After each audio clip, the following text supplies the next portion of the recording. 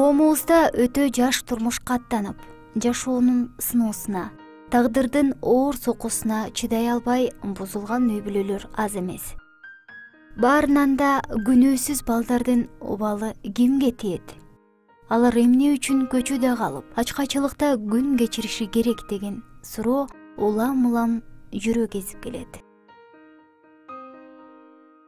6 баласы менен түнөргө жер таппай, араңдан араң батирден батирге көчүп күн кечирип жаткан Нурия Мырзаева 30 жашта. Кара Суу районуна караштуу Кызыл Кыштак айылынын тургуну. Карманыбыз орто мектепти 9-класстан кийин окуган эмес. 18 жашында турмушка чыгып, жашоосундагы эң оор учурлары ошол күндөн тарта башталгандыгын айтат. 2005 чыкканмын. Турмушка чыгып Казакстанга кеткенмин. Аны чоң балам менен экинчи жылын төрөлүп келген Казакстанда. Аяктан карыз болуп, кыйналып келгенмин да.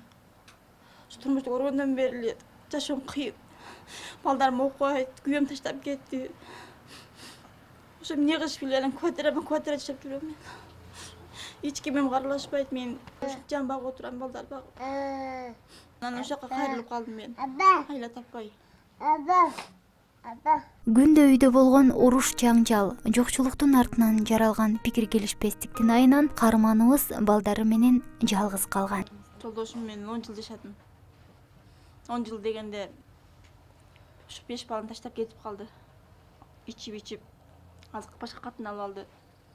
Анан башкага турмушка чыгып, бул баламды төрөдүм, азыр боюмда бар. Жалгыз бой эне балдарын өзү багууга бел байлап, эптеп жумуш кылып жүргөндө балдарына мээрим коюп, бат-бат келип каралашып, жардам берип турган бир жигит колун сурап, турмуш куруу сунушун киргизет.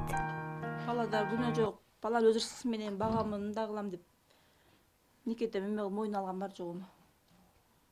Ашу балам төрөлгөндөн кийин качып кетти, ошондон бери качат, кайра келет, качат, келет. Ушундай жашоо болду. Туугандар каршы чыгат, жашабайсың деп.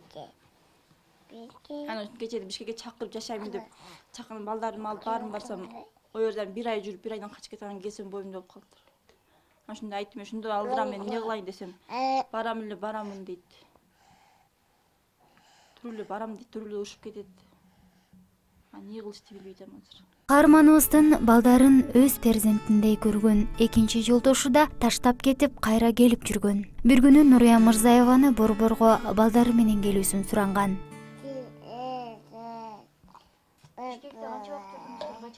Сентябрда Бишкекте жүрдүм. Анан биринде келдим, актардын биринде келдим. Ояка барып ыйлактап жүрдүм, бияка милицияларга бардым. Мен ошого кетирип койгула деп кыйналып, көчөдө чыгарып салды квартирам бүткөндөн кийин. Бүткөн эле. Анан ошондон бирөө 4 000 акча берип ошо менен келе берген бияка.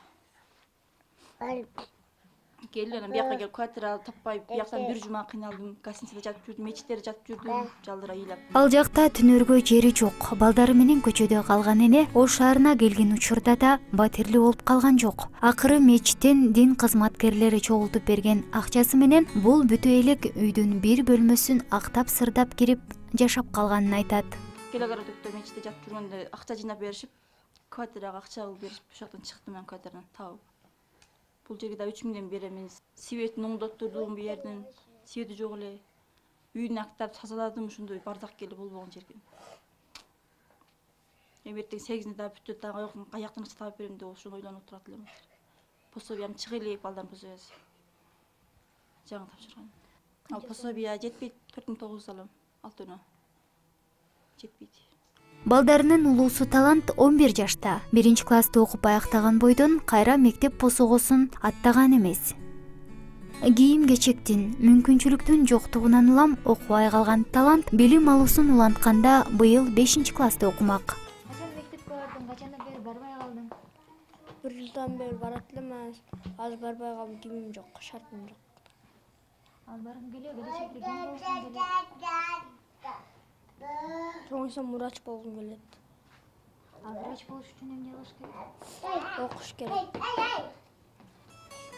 Дал ошондой жокчулуктун айынан мектепке бара албай жаткандардан бул үй бүлөдө дагы 3 бар. Талгат 8 жашта, Адина 7, ал эми Ыйманбек 6 жашта. Ал быйыл мектепке чейинки даярдоо классына баруусу керек эле.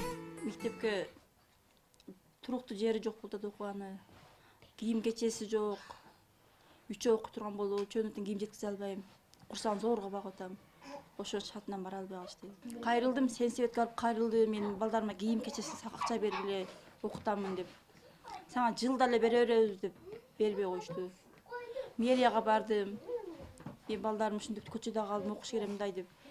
Сен алыпсың 5 миңден 10 миң акча деп. Ушундай кылдан кеп, туура президентке кире турган жерине кайрылдым. Балдарым менен жамгырдын күнү көчөдө алганда.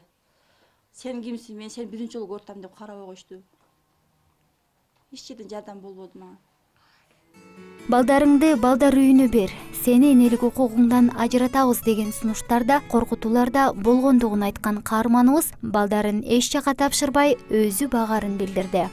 Мен ушу жашка чыгарып койдум, бере албайм деме. Ушунча неме болду. Кичинесинен бербеген чоңуну бере элем буяка. Берип кой, эне рухунан ажыратабыз деген сенсебеттегилердин сөзү болду. Мага ушинтип мен коркутушуп. Мен мэрия жака барганда сен эмне кайрыласың деген сөздөр болду.